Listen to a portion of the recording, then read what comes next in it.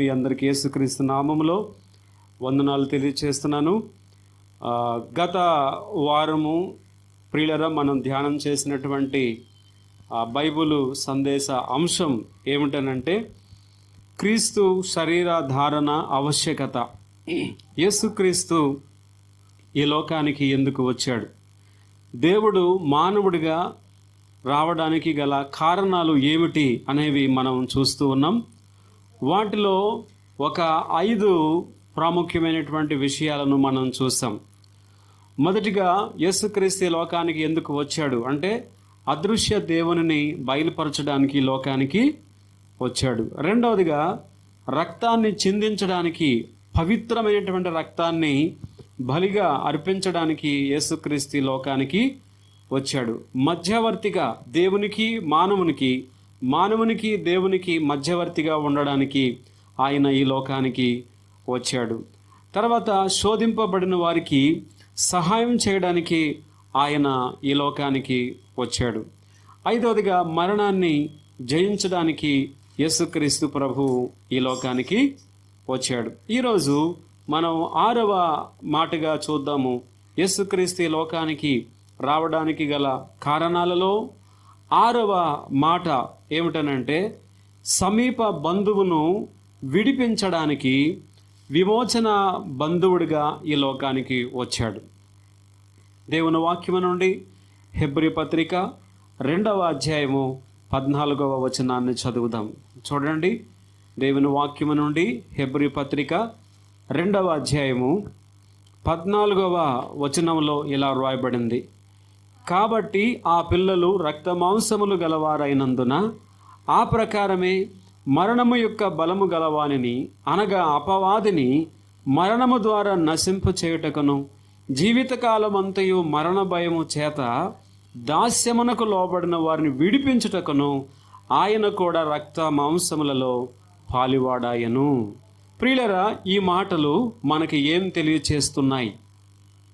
ఈ మాటలు మనకి ఏమని మరి దేవుడు ఈ మాటల ద్వారా మనతో ఏం మాట్లాడుతున్నాడు అనంటే దేవుడు విడిపించడానికి వచ్చినట్లుగా మనం చూస్తున్నాం. పాత నిబంధనలో దాసుడు విడిపించడం అనేది ఒక క్రమము ఉండేది. ఆ దాసుడిని ఎవరు విడిపించాలనంటే సమీప బంధువు విడిపించాలి. ప్రియమైన వాళ్ళరా, అవసరం కోసమో లేక మరి బ్రతకడం కష్టమయ్యో కొంతమందిని అమ్మబడేవారు, లేదా తన్ను తానే బానిసగా వెళ్ళిపోయేవారు. అలాంటి పరిస్థితుల్లో వారిని విడిపించాలి. వారిని విడిపించాలంటే ఎలాగా? ఆ దాసుని యొక్క వెల అనేది చెల్లించాలి. ఆ దాసుని వెల చెల్లించిన తర్వాత ఆ దాసుడు ఏమవుతాడంటే స్వతంత్రుడవుతాడు. కాబట్టి అలా విడిపించేవాడిని బంధు విమోచకుడు అని అంటారు. ఒకటి. ఇంకొక కారణం ఏంటంటే చనిపోయినటువంటి పేరట తన కుటుంబాన్ని నిలువబెట్టడానికి బంధు విమోచకుడు అవసరం. రూతు గ్రంథంలో చూస్తాం కదా, రూతును ఎవరు పెళ్లి చేసుకుంటారు? బోయజు పెళ్లి చేసుకుంటాడు. బోయజు ఎవరనంటే నయోమికి సమీప బంధువు. తన కుమారుడైనటువంటి పెద్ద కుమారుడు చనిపోయాడు. అయితే నా ప్రియమైన వాళ్ళరా, ఆయనకు బదులుగా ఆయన కుటుంబాన్ని నిలబెట్టడానికి, తర్వాత ఆయన వారసత్వాన్ని కాపాడడానికి, అతని యొక్క ఆస్తిని కూడా కాపాడడానికి పాత నిబంధన ధర్మశాస్త్రం ప్రకారంగా ఎవరు కావాలనంటే ఒక బంధు విమోచకుడు కావాలి. అలాంటి బంధు విమోచకుడిగా యేసుక్రీస్తు ప్రభువు వారి లోకానికి వచ్చాడు. అది పాత నిబంధన.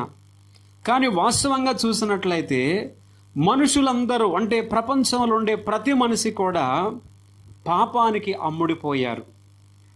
పాపానికి అమ్ముడిపోయి ఆ పాపమునకు దాసులుగా ఉన్నారు. దేవుని వాక్యములో ఇలాగ చెప్పబడింది. యోహాను సువార్త 8వ అధ్యాయము 34వ వచనంలో గనక చూసినట్లయితే యేసుక్రీస్తు ప్రభువారు అసలు దాసుడు ఎవరు? దాసుడంటే ఎవరు? ఆనాడు మేము అబ్రహాము పిల్లలం, మేము ఎవరికి దాసులం కాదు, మేము స్వతంత్రులం అని విర్రవీగుతున్న వాళ్లతో యేసుక్రీస్తు ప్రభువారు అంటున్న మాటలు మనం ఆలోచన చేస్తే ప్రియమైన వార్లరా మనకి ఆశ్చర్యం వేస్తుంది. చూడండి ఏం చెప్పాడు. యోహాను సువార్త 8వ అధ్యాయము 34వ వచనంలో, అందుకు యేసు, పాపము చేయు ప్రతివాడును పాపమునకు దాసుడని మీతో నిశ్చయముగా చెప్పుచున్నాను. ప్రియులరా, పాపము చేసే ప్రతి వాడును పాపమునకు దాసుడు. అంటే పాపానికి మనిషి ఏమైపోయాడు? దాసుడు అయిపోయాడు. పాపం ఎందుకు చేస్తున్నారు? పాపాన్ని ఎందుకు మానవుడు పదే పదే జరిగిస్తున్నాడు? తాను అంతరంగంలో ఉంటుంది, తన హృదయంలో ఉంటుంది, ఈ పాపాన్ని నేను చేయకూడదు అనుకుంటూనే తన మనస్సాక్షి గద్దిస్తూనే అనేక సార్లు ఆ పాపాన్ని చేస్తున్నాడు మనిషి. ఎందుకు? కారణం ఏమిటి? అలా చేయడానికి కారణం ఏమిటనంటే పాపమునకు మనిషి ఏమైపోయాడండి? దాసుడైపోయాడు.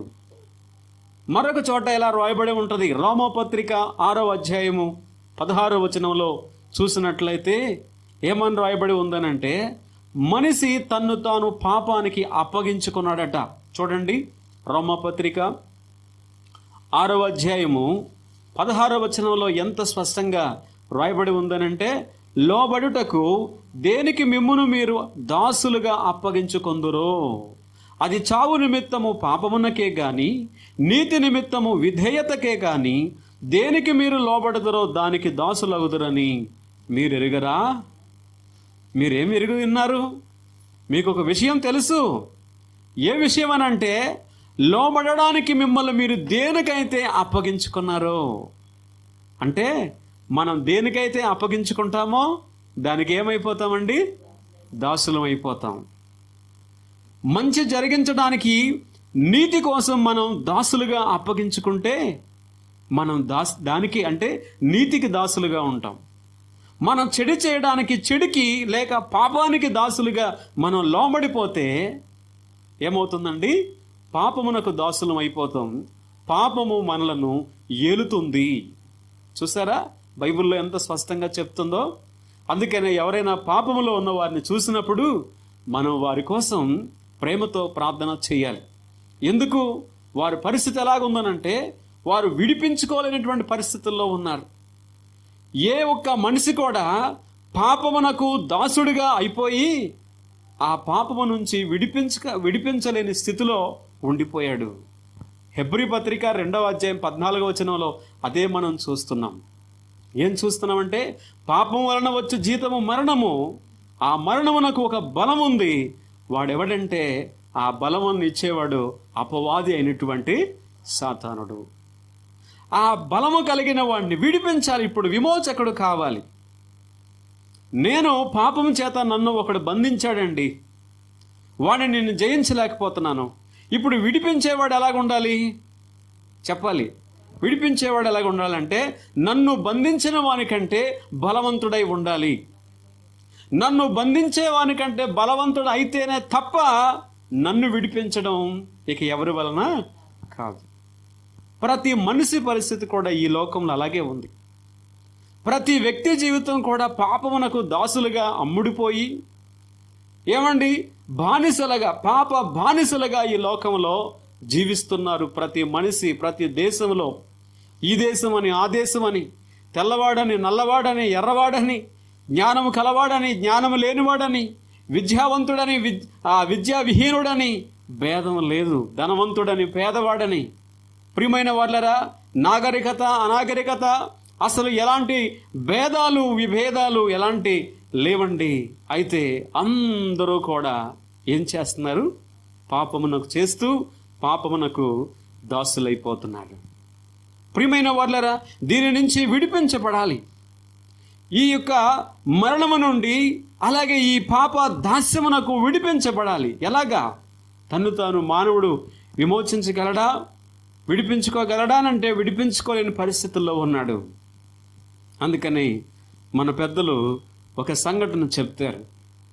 వర్షాకాలంలో రాజమండ్రి గోదావరి నది ఒడ్డునట పూర్వకాలంలో ఆ గోదావరి నది వచ్చినప్పుడు మొత్తం పైన ఉన్నటువంటి ఊర్లు ఏమంటే అన్నీ కూడా కొట్టుకుంటా ఒక పెద్ద ప్రవాహం వచ్చేదట. అలా వచ్చినప్పుడు ఈ గోదావరి నదీ తీర ప్రాంతంలో ఉండే కొంతమంది గ్రామ వాస్తవ్యులు మంచి ఈతగాళ్ళు ఏం చేసేవారంటే ఆ సమయంలో అక్కడ కాసుకొని ఉండేవారట ఆ నది పక్కన. ఎందుకంటే ఆ నదీ ప్రవాహానికి మంచి మంచి విలువైన వస్తువులు పైనుంచి కొట్టుకొని వచ్చేవట. మంచాలు, మంచి మంచి కర్రలు, ఇంట్లో సామాన్లు, ఏమండి ఈ చెక్కకు సంబంధించినవి కానీ ఏమైనా కానీ రకరకాల వస్తువులు కొట్టుకొని వచ్చేసేవి. అప్పుడు బట్టలు ఇలాంటివన్నీ కూడా కొట్టుకొని వచ్చేవన్నమాట. ఇవన్నీ పట్టుకోవడానికని బాగా ఈత వచ్చినటువంటి గజ ఈతగాళ్ళు వీళ్ళందరూ కూడా ఆ గోదావరి నది ఒడ్డుకి చేరేవారు ఆ ప్రవాహం వచ్చినప్పుడు. సరే, ఒక ఆయనకి నల్లగా ఏదో కనబడుతుందని దూకాడు. దూకిన తర్వాత ఎల్లు పట్టుకున్నాడు దాన్ని. ఎల్లు పట్టుకున్న తర్వాత తెలిసింది ఏంటంటే పట్టుకోకూడంది అని. ఆ తర్వాత వదిలేద్దామని చెప్పేసేసి ప్రయత్నాలు చేస్తున్నాడు. అదేంటో దానికి కూడా ఆ ప్రవాహంలో ఏది దన్ను తిరుగుతుందా అని వస్తుంది. మొత్తానికి మనోడు దొరికాడు. ఇక దొరికాడే కదా అని చెప్పేసి చాలా గట్టిగా పట్టుకుంది అది, ఆ నల్లటిది. ఒడ్డునున్న వాళ్ళు కేకేస్తున్నారు, ఒరే దాన్ని వదిలేరా వదిలేరా అని చెప్పేసేసి కేకేస్తున్నారు.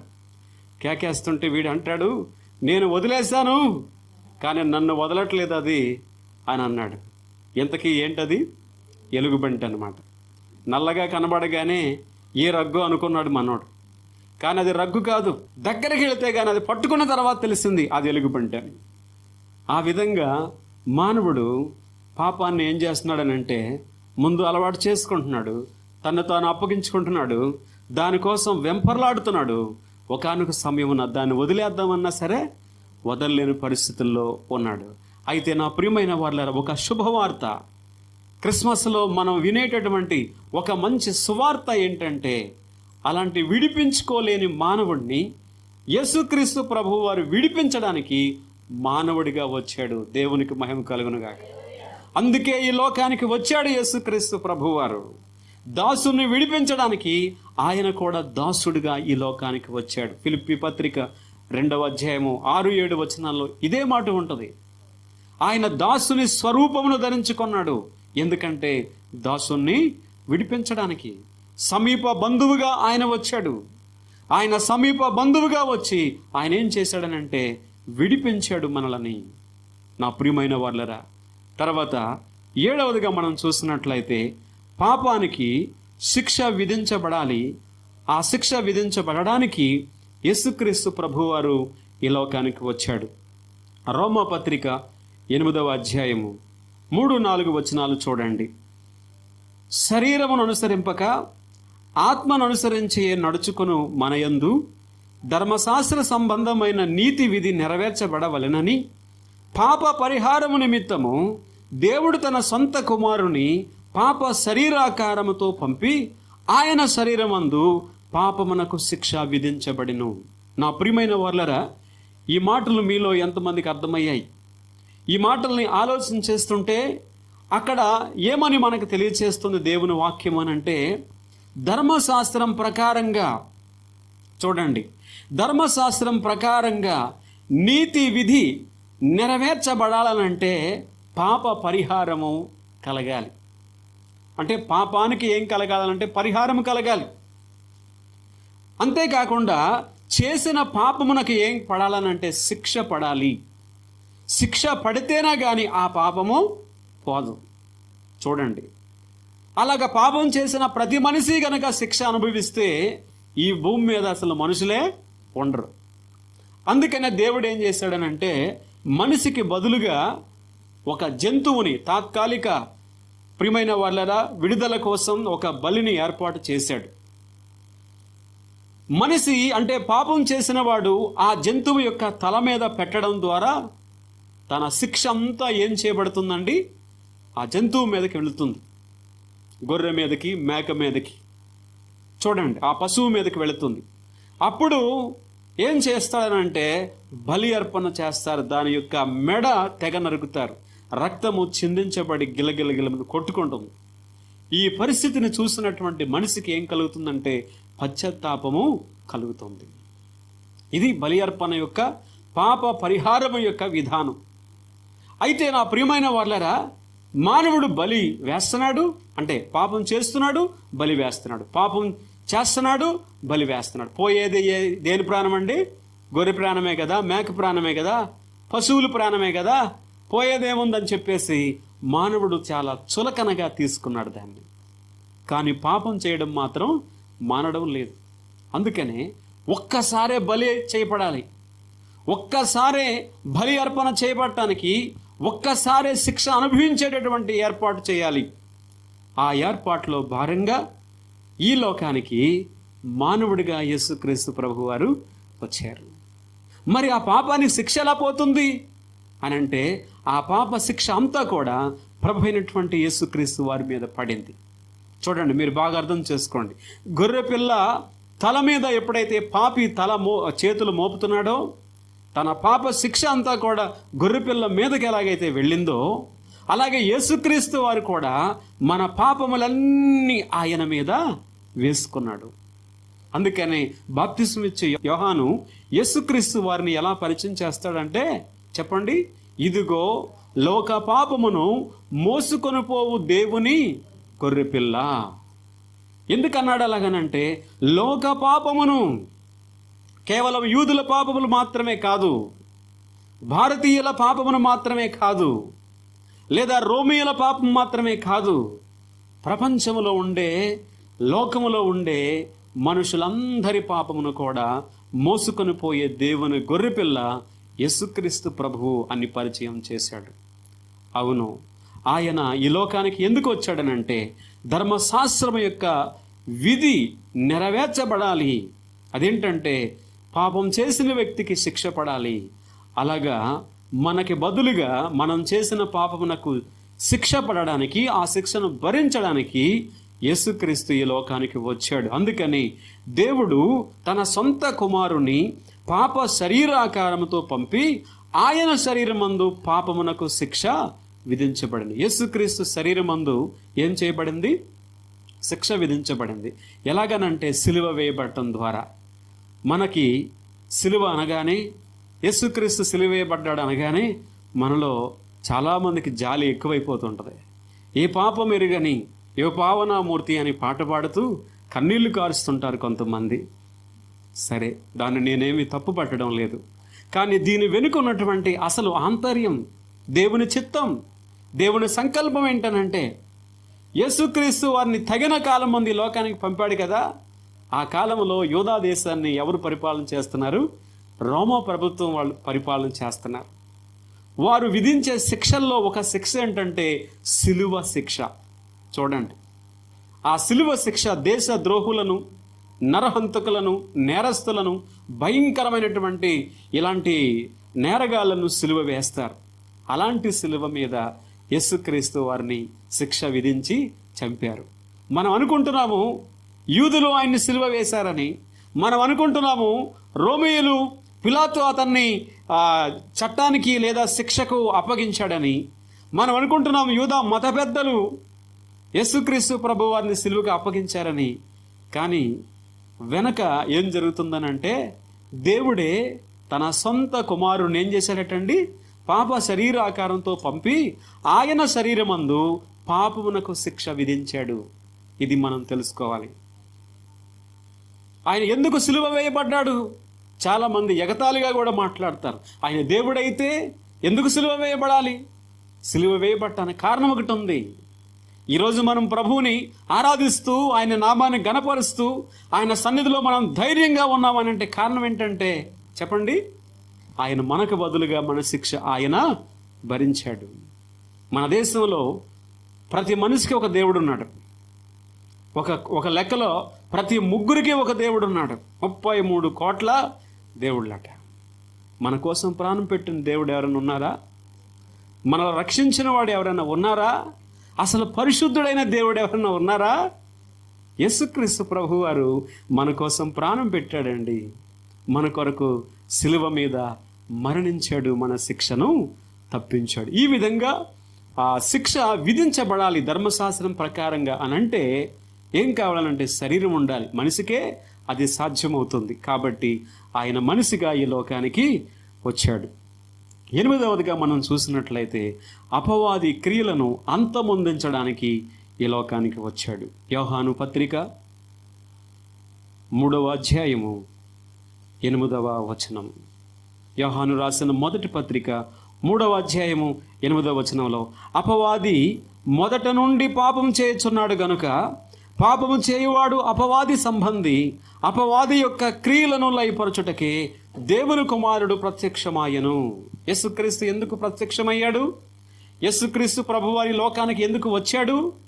కారణం ఏమిటి అనంటే మరొక కారణం, మరొక ఆవశ్యకతను మనం చూస్తున్నాం. 8వదిగా ఏమిటనంటే అపవాది క్రియలను లయపరచడానికి ఆయన ఈ లోకానికి వచ్చాడు.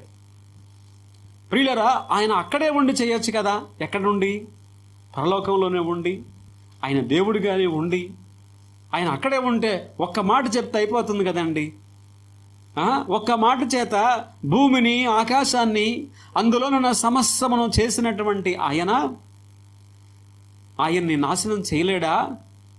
సాతాను ఎవరు అధిపాజ్ఞంలో ఉన్నాడు? దేవుని అధిపాజ్ఞంలోనే ఉన్నాడు కదా. మరి అలాంటప్పుడు ఆయన అక్కడుండే జయించవచ్చు కదా. జయించవచ్చు.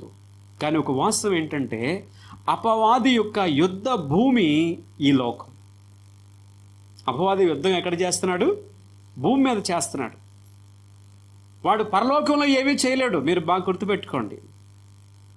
ఆయన ఈ భూమి మీద ఏదైనా చేస్తాడు. ఇప్పుడు చేస్తున్నవన్నీ అరాచకాలు, అక్రమాలు, కీడు, దొంగతనాలు, భయంకరమైన హత్యలు, వ్యభిచారాలు, మోసాలు, అన్యాయాలు, వీటన్నిటి వెనుక ఎవడి హస్తం ఉంది?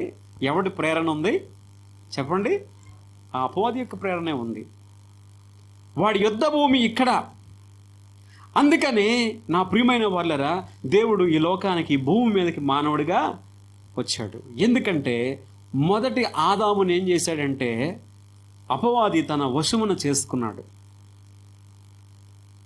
ఆదాముని అపవాది ఒక రకంగా జయించినట్లుగా అర్థమవుతుంది మనకి. దేవుని యొక్క నీతిని పోగొట్టుకొని పాపంలో పడిపోయినటువంటి ఆ మొదటి ఆదామును విడిపించడానికి, అంతేకాదు నా ప్రియమైన వాళ్ళరా, ఆ ఆదాము ద్వారా వచ్చినటువంటి పిల్లలందరినీ విడిపించడానికి యేసుక్రీస్తు రక్త మాంసములు ధరించుకొని ఈ లోకానికి వచ్చాడు. అదే నిజమైనటువంటి క్రిస్మస్. దేవునికి స్తోత్రాలు. 2వ ఆదాముగా వచ్చినటువంటి ఆయన అపవాదితో ఏం చేశాడంటే పోరాటం చేశాడు. పోరాటము చేసి సాతానును ఓడించాడు. ఎంతగానంటే సాతాను యొక్క తలను చిదగకొట్టాడు. ప్రియులరా, గమనించండి. సాతానుడు ఓడిపోయిన శత్రువు. ఇప్పుడు మనకు తెలియాల్సిన విషయం ఏంటంటే, ఇంతకు ముందు కూడా మీకు చెప్పడం జరిగింది. సాతానుడు ఓడిపోయిన శత్రువు. ఓడిపోయిన వాడు ఏం చేస్తాడండి? ఏం చేస్తాడు చెప్పండి? వాడు మధ్యలో వచ్చి గెలిచిన వాళ్ళని, వాడిపోయాడు, వాడి వల్ల ఏమవదు కాబట్టి బాగున్న వాళ్ళు ఏం చేస్తాడనంటే చిరుపుతాడనమాట. రకరకాల పుల్లలు వేస్తుంటాడు, రకరకాల ప్రయత్నాలు చేస్తుంటాడు. ఆ బైబిల్లో ఉంది, శోధిస్తూ ఉంటాడు. ఆదాం పడిపోయాడు కదా, మీ తల్లి హవ్వ పడిపోయింది కదా, నువ్వెంత? చూసారా? దావీదు పడిపోయాడు కదా, కయ్యూను పడిపోయాడు కదా, పేతురు పడిపోయాడు కదా. చూసారా? ఎప్పుడు నోరు తెరిచి పడిపోయాడే. కొంతమంది చూడండి ఇలాగే మాట్లాడుతుంటారు. దేవుని వాక్యంలో ఏం చెప్తుందనంటే అపవాది క్రియలను లయపరచడానికి యేసుక్రీస్తు లోకానికి వచ్చాడు. అపవాదిని అంతమొందించాలి. ఎందుకంటే వాడు నాశనం చేస్తున్నాడు కాబట్టి వాడిని అంతమొందించాలి. వాడి క్రియలను అంతమొందించాలి. ఎందుకంటే వాడు దొంగ. బైబిల్ గ్రంథంలో ఇలా ఉంటుంది. యోహాను సువార్త చూడండి. యోహాను సువార్త 10వ అధ్యాయము 10వ వచనం. యోహాను సువార్త 10వ అధ్యాయము 10వ వచనంలో చదవండమ్మా. ఆ దొంగ దొంగతనమును, హత్యను, నాశనమును చేయుటకు వచ్చును గాని మరి దేనికి రాడు. గొర్రెలకు జీవము కలుగుటకును అది సమృద్ధిగా కలుగుటకును నేను వచ్చితునని మీతో నిశ్చయముగా చెప్పుచున్నాను. యేసుక్రీస్తు ప్రభువారే చెప్తున్నాడు. ఈ లోకానికి ఎందుకు వచ్చాడు, కారణం ఏమిటి అనంటే, నేను గొర్రెలు అంటే ప్రజలు, వారు అన్యులైన ఇశ్రాయేలీలైన ఎవరికైనా కానీ, నేను మనుషులకు ఏం కలుగ చేస్తాను, జీవాన్ని కలుగ చేస్తాను. చూడండి, ఆ జీవం ఎలా ఉంటుందట, సమృద్ధిగా ఉంటుంది. అలాంటి సమృద్ధి జీవాన్ని ఇవ్వడానికి వచ్చాను. అయితే అపవాది ఏం చేస్తున్నాడనంటే దొంగతనం చేస్తున్నాడు. దొంగ ఏం చేస్తాడండి, ఊరికనే దొంగతనం చేసుకొని వెళ్తాడా? వీడు మామూలు దొంగ కాదు. మనం కొన్ని టైటిల్స్ మనకు తెలుసు, మంచి దొంగ, ఏమండి, గజ దొంగ, ఈ దొంగ, ఆ దొంగ మనకు తెలుసు. కానీ ఈ దొంగ ఎలాంటి వాడనంటే భయంకరమైనటువంటి దొంగ. ఈ దొంగ ఏం చేస్తాడంటే తన దొంగతనం కోసం అవసరమైతే హత్య కూడా చేస్తాడు. అవసరమైతే అక్కడ ఉన్నటువంటి వాళ్ళందరినీ నాశనం చేస్తాడు, అన్నీ నాశనం చేసేస్తాడు. అంత భయంకరమైన దొంగ. ఇలాంటి దొంగ భూమి మీద లేడు. ఆ దొంగ ఎవడు అంటే అపవాది అయినటువంటి సాతానుడు. నా ప్రియమైన వాళ్ళరా, వాడు దొంగలాగా వచ్చాడు. ఎందుకంటే నాశనం చేయడానికి, హత్య చేయడానికి, సమస్యను పాడు చేయడానికి వచ్చాడు. ఆ పాడు చేసిన దాన్ని బాగు చేయడానికి యేసుక్రీస్తు ప్రభు ఈ లోకానికి వచ్చాడు. నాశనం చేయబడుతున్నటువంటి ఈ లోకాన్ని మళ్ళీ మంచిగా చేయడానికి వచ్చాడు. పాత నిబంధనలో రకరకాల యుద్ధాలు, రకరకాల పోరాటాలు మనం చూస్తాం. కొత్త నిబంధనలు అవేవి కూడా మనం చూడము. ఎందుకని? ప్రేమతో, సత్యముతో, కృపతో, శాంతితో అది యేసుక్రీస్తు ప్రభువారు సాధించారు. అందుకని గొర్రెలకు నేను జీవాన్ని ఇస్తాను, అది ఎలాగనంటే సమృద్ధిగా నేను ఇస్తాను అన్నాడు. అందుకని అపవాది క్రియలను అంతమొందించడానికి యేసుక్రీస్తు ప్రభువారి లోకానికి వచ్చాడు. ఆదికాండం 3వ అధ్యాయం 15వ వచనంలో ఒక ప్రవచనం కూడా ఉంది. అది నిన్ను మడిమ మీద కొట్టును, ఆమె, లేదా కింద బైబిల్ పుట్టినట్లు ఉంటుంది, ఆయన తల మీద కొట్టును అనే మాట ఉంటుంది. అంటే చూడండి, అక్కడ ఆయన అంటే ఎవరంటే కుమారుడు. యేసుక్రీస్తు ప్రభు ఈ లోకానికి ఎలా వస్తాడండి? కుమారుడిగా వచ్చి ఆయన ఏం చేస్తాడు? సాతాను యొక్క తలను చెదగొడతాడు. కాబట్టి అపవాది క్రియలను లయపరచడానికి యేసుక్రీస్తు ప్రభు ఈ లోకానికి వచ్చాడు. 9వదిగా మనం చూస్తున్నాం, విశ్వాసులకు మాదిరిగా ఉండడానికి యేసుక్రీస్తు ప్రభువారు ఈ లోకానికి వచ్చాడు.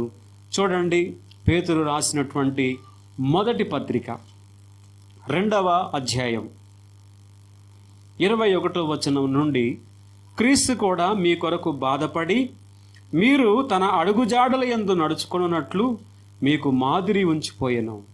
ఆయన పాపము చేయలేదు, ఆయన నోటను ఏ కపటమును కనబడలేదు. ఆయన పాపము చేయలేదు, ఆయన నోట ఏ కపటమును కనబడలేదు. చూడండి, యేసుక్రీస్తు ప్రభువారు ఎంత పరిశుద్ధుడో, ఆయన ఎంత నిర్దోషిగా ఉన్నాడో. ఆయన ఎందుకు వచ్చాడయ్యా ఈ లోకానికనంటే మనందరికీ మాదిరిగా ఉండడానికి. ఆయన ఎందుకు వచ్చాడనంటే ఆదర్శ జీవితం జీవించి చూపించడానికి. యేసుక్రీస్తు ప్రభువారి లోకానికి ఎందుకు వచ్చాడనంటే మనందరికీ మాదిరిగా ఉండడానికి. అందుకే కదా 21వ వచనంలో ఏముంది? క్రీస్తు కూడా మీ కొరకు బాధపడి మీరు తన అడుగు జాడల యందు నడుచుకొనున్నట్లు. మనం ఎవరి అడుగు జాడల్లో నడవాలండి? దేవుని, అనగా ప్రభు అయిన యేసుక్రీస్తు వారి యొక్క అడుగు జాడల్లో నడవాలి. ఈ లోకంలో ఎంత గొప్పవారైనా ఉండొచ్చు, వారిని మనం గౌరవించాలి, వారిని స్ఫూర్తిగా మనం తీసుకోవాలి. వారు నడుస్తున్న, వారు జీవిస్తున్న జీవితాన్ని బట్టి మనం ప్రేరణ పొందాలి, ప్రభువును మహింపరచాలి. అయితే మనం ఎవరి అడుగు జాడల్లో నడవాలి చెప్పాలి? దేవుని అడుగు జాడల్లో నడవాలి. పౌలు అడుగు జాడల్లో మనం నడవకూడదు. పేతురు గారి అడుగు జాడల్లో మనం నడవకూడదు. యోహాను గారి అడుగు జాడల్లో నడవకూడదు. వాళ్ళు ఎప్పుడన్నా అన్నారా అలాగా? అన్నారా? నా అడుగు జాడల్లో మీరు నడవండి అని అన్నారు ఎప్పుడైనా? ఏ మనిషి అనలేడు. ఈ రోజుకి కూడా మన ఈ కాలంలో కూడా మంచి భక్తులు ఉన్నారు, ప్రియమైన వాళ్ళరా, మంచి సేవకులు ఉన్నారు, క్రీస్తు వలె జీవించిన వ్యక్తులు ఈనాటికి ఉన్నారు. అయితే మన ఎవరు అడుగు జాడల్లో నడవాలంటే యేసుక్రీస్తు అడుగు జాడల్లో మాత్రమే నడవాలి. ఎందుకంటే బైబిల్ ఏం చెప్తుందనంటే, ఆయన మనకు మాదిరిగా ఉండడానికి, తన అడుగుజాడల్లో మనము నడుచుకోవడానికి ఆయన ఈ లోకానికి మాదిరి ఉంచి పోయెను. అంటే ఆయన లోకంలో జీవించినటువంటి ఆ 33 సంవత్సరాలు కూడా ఎలాగ జీవించాడండి? మాదిరిగా చూపించాడు. ఆయన పుట్టినప్పటి దగ్గర నుంచి ఆయన చనిపోయి ప్రియమైన వారు మళ్ళీ మరణాన్ని జయించి ఆరోహణమయ్యే వరకు కూడా ఆయన మాటల్లోనూ ఆయన యొక్క నడతల్లోనూ ఏముందనంటే మనిషికి మాదిరి అనేది ఉందండి. ప్రియమైన వాళ్ళని గమనించండి, దేవుని యొక్క వాక్యంలో మనం చూసినట్లయితే ఆయన ప్రతి విషయంలో కూడా మాదిరి ఉంచిపోయాడు. అందుకే ఈనాటికి కూడా మనం ఆయన వలె నడుస్తున్నాం. మీరు చూడండి, నిజంగా క్రైస్తవులుగా మారినవారు, నిజంగా విశ్వాసులుగా మారినటువంటి చాలామంది వ్యక్తుల జీవితాలు ప్రత్యేకంగా ఉంటాయండి. వారి మాటలు ప్రత్యేకంగా ఉంటాయి, వారి పనులు ప్రత్యేకంగా ఉంటాయి, వారి యొక్క ఆలోచనలు ప్రత్యేకంగా ఉంటాయి, వారి నడక, వారి నడత, వారి యొక్క పడక అంతా ఎలాగుంటుందనంటే ప్రత్యేకంగా ఉంటుంది. వారు ఎక్కడా కూడా తప్పు పట్టలేనంతగా ఈ లోకంలో జీవిస్తారు. మానవుడిగా కొన్ని పొరపాట్లు ఉంటాయేమో కానీ ముందు జీవితాన్ని వదిలి మళ్ళీ అలాగా జీవించలేరు. ఎందుకంటే వారి జీవితం అనేది పూర్తిగా మారిపోతుంది. ఇంగ్లాండ్ దేశంలో మురికి వాడల్లో హ్యూజ్ అనేటువంటి ఒక పాస్టర్ గారు సేవ చేస్తున్నాడు. అతని దగ్గరికి ఒక హేతువాది వచ్చాడు. వచ్చి బైబిల్ని అబద్ధమని నేను రుజువు చేస్తాను అని అన్నాడు. అంటే ఆ పాస్టర్ గారు అన్నారు, సరే నేను ఒప్పుకుంటాను, బైబిలు తప్పు అని, యేసుక్రీస్తు దేవుడు కాదని నువ్వు రుజువు చేస్తాను అంటున్నావు కదా, సరే చెయ్యి. కానీ ఒక ఒప్పందం అయితే మన ఇద్దరికి ఉంది. ఆ ఒప్పందంలో భాగంగా ఒక షరతు నీకు పెడతాను, దాన్ని అంగీకరిస్తే గనక నేను కూడా ఏం చేస్తాను, నువ్వు రుజువు చేస్తానన్నావు కదా, అందుకు నేను నీతో అంగీకరిస్తాను అన్నాడు. సరే ఏంటో చెప్పు అన్నాడు. పలానా సమయం పెట్టుకొని ఆ సమయానికి యేసుక్రీస్తును నమ్మిన వారు, బైబిల్ చదివిన వారు, మారినటువంటి వారిలో ఒక 100 మందిని నేను తీసుకొస్తా. నువ్వు కూడా ఏం చేయాలనంటే ఒక 100 మందిని తీసుకురా. నువ్వు 100 మందిని తీసుకొస్తే నేను కూడా 100 మందిని తీసుకొస్తా. అలాగా తీసుకురాగలిగితే గనక నీవు అన్నావు కదా రుజువు చేస్తాను, నిరూపిస్తాను అన్నావు కదా, దానికి నేను ఒప్పుకుంటాను. ముందేమో సరే అన్నట్టుగా తలూపాడు. కానీ ఆ తర్వాత ఆ హేతువాది ఆలోచనలో పడ్డాడు. ఆలోచనలో పడి నేను 100 మందిని అని నోట్లో నీళ్ళు నవ్వులుతున్నాడు. సరే ఎంతమందిని తేగలవు? 50 మందిని తీసుకురాగలవా? 50 మంది కష్టమండి. పోనీ 20 మందిని తీసుకురాగలవా? కష్టమేనండి. పోనీ 5గురిని తీసుకురాగలవా? కష్టమే. ఆఖరికి ఒక్కడిని కూడా తీసుకొస్తానని అనలేదు. తన హేతువాద లేదంటే రకరకాల సిద్ధాంతాల ద్వారా ఏమండి అతడు జీవిస్తూ దేవుడు లేడంటూ, బైబిల్ అసత్యం అంటూ కొన్ని సిద్ధాంతాలు పెట్టుకున్నారు, కానీ గ్రంథాలు రాసుకున్నారు, కానీ ఏ గ్రంథము మనసు మార్చలేదు, ఏ వ్యక్తి మనసుని మార్చలేకపోయాడు. ఆయన మాదిరిగా జీవించాడు. ఆయన మాదిరిగా ప్రియమైన వాళ్ళరా అడుగు జాడలను వేసి ఆ అడుగు జాడల్లో మనం నడవడానికి ఆయన మనకు సహాయం చేశాడు. యోహాను మొదటి పత్రికలో 2వ అధ్యాయం 6వ వచనంలో అదే మనము చూస్తున్నాం. మనము ఆయన అడుగు జాడల యందు నిలిచి ఉండాలి. ఆ విధంగా మనకి మాదిరి ఉంచిపోయాడు. తర్వాత 10వదిగా మనం చూస్తున్నాము, దేవుని నిబంధనను నెరవేర్చడానికి, అంటే దావీదుతో చేసిన నిబంధనను నెరవేర్చడానికి ఆయన ఈ లోకానికి వచ్చాడు. మానవుడిగా ఈ లోకంలో ఉండి దావీదు సింహాసనం మీద ఏమవ్వాలి? కూర్చోవాలి. ఆయన అంటే ఎలాగా పరిపాలన చేయాలి. దావీదు వంశంలో నుంచి ఒక రాజు రావాలి, ఆయన సింహాసనాన్ని అధిష్ఠించాలి. ఆయన ఎప్పుడునంటే తరతరములు కూడా ఆ రాజ్యాన్ని నిలవబెట్టాలి. అలా నిలవబెట్టాలంటే ఏమవ్వాలనంటే ఆయన రాజుగా ఈ లోకానికి రావాలి. ఆయన రాజుగా ఈ లోకానికి వస్తేనే అది సాధ్యమవుతుంది. కనుక నా ప్రియమైన వాళ్ళని గమనించండి, యేసుక్రీస్తు ఎందుకు వచ్చాడంటే ఈ లోకానికి దావీదుతో చేసిన నిబంధనను షరతులు లేని నిబంధన అంటారు దీన్ని. ఏకపక్ష నిబంధన అంటాడు. దేవుడు దావీదుతో ఏం చేశాడటండి? ఏకపక్ష నిబంధన అని అంటారు. అలాంటి నిబంధనను చేశాడు. మనం అనుకోవచ్చు కదా, ఆయన ఆత్మస్వరూపిగా ఉండి చేయొచ్చు కదండి, ఆయన అక్కడే ఉండి చేయొచ్చు కదా అని అంటే చేయొచ్చు, చేయగలడు, ఆయన అలాగే చేస్తున్నాడు. కానీ దావీదుతో దేవుడు ఏం చేశాడు? నిబంధన చేశాడు. ఆ నిబంధనను దేవుడు ఏం చేస్తున్నాడు అని అంటే నెరవేరుస్తున్నాడు. ఆ నెరవేర్పుగా యేసుక్రీస్తు ప్రభువారు దావీదు వంశంలో ఈ లోకానికి వచ్చాడు. యోసేపు ఎక్కడి నుంచి వచ్చాడు? దావీదు వంశంలోనే వచ్చాడు. మరియమ్మ గారు ఎక్కడి నుంచి వచ్చారు? దావీదు వంశంలో నుంచే వచ్చారు. వచ్చినటువంటి ఈ దంపతులకు యేసుక్రీస్తు ప్రభువారు మానవుడిగా ఈ లోకానికి వచ్చాడు. చూడండి, కన్యగా ఉన్నటువంటి ఆమె ప్రదానం చేయబడినప్పుడు వారు ఏకము కాకమునుపు, బైబిల్ చెప్తుంది కదా మనకి ఈ సత్యము. ఎలాగటండి? పరిశుద్ధాత్మ శక్తిని కమ్ముకొనగా ఆమె గర్భవతి అయ్యింది. ఆయన ద్వారా, ఆమె ద్వారా, అంటే దావీదు వంశంలో యేసుక్రీస్తు రాజుగా ఈ లోకానికి వచ్చాడు.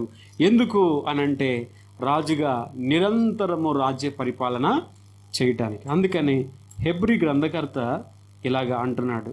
మనం లూకాసు వార్త 1:31, 32, 33లో చూసాం కదా, మరియమ్మతో దేవుడు దేవదూత మాట్లాడుతున్నాడు కదా. అదే మాటలను ఇంచుమించుగా మనం హెబ్రీ పత్రికలో 1వ అధ్యాయంలో చూసినట్లయితే ఈ మాటలు ఉన్నాయి. 1వ అధ్యాయంలోనే 8వ వచనాన్ని చూడండి. తన దూతలను వాయువులుగాను తన సేవకులను అగ్నిజ్వాలలుగాను చేసుకునేవాడు అని తన దూతలను గూర్చి చెప్పుచున్నాడు. కానీ తన కుమారుని గూర్చి అయితే, దేవా నీ సింహాసనము నిరంతరము నిలుచున్నది, నీ రాజదండము న్యాయార్థమైనది. అలాగే 2వ అధ్యాయములో 9వ వచనాన్ని కూడా చూద్దాం. 2వ అధ్యాయము 9వ వచనం. దేవుని కృప వలన ఆయన ప్రతి మనుష్యుని కొరకు మరణము అనుభవించినట్లు దూతల కంటే కొంచెము తక్కువ వాడిగా చేయబడిన యేసు మరణము పొందినందున మహిమా ప్రభావములతో కిరీటము ధరించిన వానిగా ఆయనను చూచుచున్నాము. పైన ఇప్పటి వరకు మనం చూసిన మాటల వరకు ఎలాగైతే మనకు అర్థమైనాయో ఈ మాటలు కూడా మనం అర్థం చేసుకుందాం. ఏమనంటే మరియమ్మతో దేవుడు దూత ద్వారా మాట్లాడుతున్నప్పుడు ఎలాగా ఆయన రాజ్య పరిపాలన చేస్తాడట? యాకోబు వంశస్థులను ఆయన ఏం చేస్తాడటండి? నిరంతరము పరిపాలిస్తాడు. ఆయన సింహాసనము నిరంతరము, దేవుని రాజ్యము ఎల్లప్పుడూ కూడా ఉంటుంది. అదే మాట హెబ్రీ పత్రికలో మనం చూస్తున్నాము. దేవా నీ సింహాసనము నిరంతరము నిలుచును. రాజు ఎక్కడ ఉంటాడండి? సింహాసనం మీద ఉంటాడు. తర్వాత రాజు చేతిలో ఏముంటుంది? రాజదండము ఉంటుంది. 2వ అధ్యాయం 9వ వచనంలో ఏముందనంటే, ప్రియమైన వాళ్ళరా, ఆ మహిమా ప్రభావములతో కిరీటము ధరించిన వానిగా ఆయనను చూచుచున్నాము. యేసుక్రీస్తు ప్రభువు ఇప్పుడు ఎలా ఉన్నాడటండి? మహిమా ప్రభావములతో కిరీటము ధరించిన వానినిగా చూస్తున్నాము. ఎందుకని? ఆయన రాజు కదా. రాజుకి ఏముంటుంది? ఇంకా కిరీటం ఉంటుంది. నా ప్రియమైన వాళ్ళని గమనించండి. దావీదుకు వాగ్దానం చేశాడు, దావీదుతో దేవుడు నిబంధన చేశాడు. ఆ నిబంధన నెరవేర్చాలంటే ఒక మానవుడిగా, ఒక రాజుగా ఈ లోకానికి రావాలి యేసుక్రీస్తు. అందుకు ఈ లోకానికి వచ్చాడు. నా ప్రియమైన వాళ్ళరా, యేసుక్రీస్తు ఈ లోకానికి ఎందుకు వచ్చాడు అని అంటే దేవుని వాక్యం చెప్తుంది. 6వ మాట, సమీప బంధువుగా ఆయన విడిపించడానికి వచ్చాడు. 7వదిగా పాపానికి శిక్ష విధించబడుటకు, అంటే తన శరీరమందు విధించబడుటకు ఆయన కూడా శరీరాకారంతో ఈ లోకానికి వచ్చాడు. 8వదిగా అపవాది క్రియలను లయపరచడానికి యేసుక్రీస్తు ప్రభు ఈ లోకానికి వచ్చాడు. 9వది విశ్వాసులకు మాదిరిగా ఉండడానికి ఆయన ఈ లోకానికి వచ్చాడు.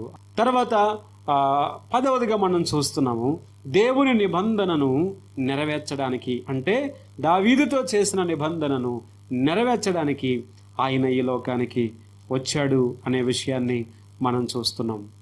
1971 సంవత్సరంలో చంద్రమండలంలోనికి అడుగుపెట్టాడు ఒక వ్యక్తి. ఆ వ్యక్తి పేరు జేమ్స్ బి ఇర్విన్ అనేటువంటి ఒక శాస్త్రవేత్త. ఈయన వెళ్ళి పరిశోధన చేసి భూమి మీదకి వచ్చాడు. ఆ తర్వాత ఆయన తన జీవితాన్ని సేవ కొరకు అర్పించుకున్నాడు. ప్రపంచంలో అనేక దేశాల్లో దేవుని గురించి, ప్రియమైన వాళ్ళరా, దేవుని యొక్క సువార్త గురించి ఆయన ప్రకటన చేసే పనిలో ఉన్నాడు. ఆయన వస్తుంటే జనులు తండోపతండాలుగా వచ్చేవారు. ఇర్విన్ గారిని చూడాలి, ఆయన కరచాలనం చేయాలి, ఆయనతో మాట్లాడాలి, అసలు ఆయన ఎలా ఉంటాడో అసలు చూడాలి. చంద్రమండలంలోనికి అడుగుపెట్టి కాలు పెట్టి వచ్చిన వ్యక్తి కదా, అందుకనే ఆయన్ని చూడాలని చాలామంది వస్తూ ఉన్నారు. ప్రియమైన వాళ్ళరా, అలాంటి పరిస్థితుల్లో ఉంటున్నప్పుడు ఆయన ప్రతి మీటింగ్లో కూడా, ప్రతి కూడికలో కూడా ఇలాగ ప్రారంభించేవాడట. ఏమని ప్రారంభించేవాడంటే, దేవుని చేత చేయబడిన ఒక మానవుడు చంద్రమండలంలోనికి కాలు పెట్టడం గొప్ప విశేషంగా మీరు భావిస్తున్నారు, కానీ అదేమంత విశేషం కాదు. కానీ సృష్టికర్త అయిన దేవుడు భూమి మీద కాలు పెట్టాడే, అదే గొప్ప అద్భుతం అన్నాడట. దేవునికి స్తోత్రాలు కలుగును. అంటే మానవుడు ఎంత ఎత్తుకు ఎదుగుతున్నాడు, చంద్రమండలంలోనికి వెళ్ళాడు. ఎంత గొప్పవాడో మానవుడు, గొప్పవాడే నిజంగా మనిషి. కానీ అంతకంటే గొప్ప విషయం ఏంటంటే, అంతకంటే పైన ఉన్నటువంటి పరలోకంలో ఉన్న దేవుడు ఈ భూమి మీదకి వచ్చాడు. చూసారా, అది గొప్ప విషయం, ఇంకా గొప్ప విషయం. అలా చెప్పి ఆయన సువార్తను చెప్పేవాడు. నా ప్రియమైన వాళ్ళరా, ఎంతో వాస్తవం అది. యేసుక్రీస్తు ఎందుకు వచ్చాడు, ఆయన ఎందుకు దిగి వచ్చాడు, మానవుడిగా ఎందుకు దిగి వచ్చాడంటే నన్ను రక్షించడానికి వచ్చాడు. ప్రభువు చేసిన ఆ కార్యాన్ని బట్టి ప్రభువుకే మహిమ కలుగును గాక. మనమందరం ఆయన మొదటి రాకడను గుర్తించి, ఆయన అంగీకరించి, ఆయనను మన ప్రభువుగా చేసుకుందాము గాక.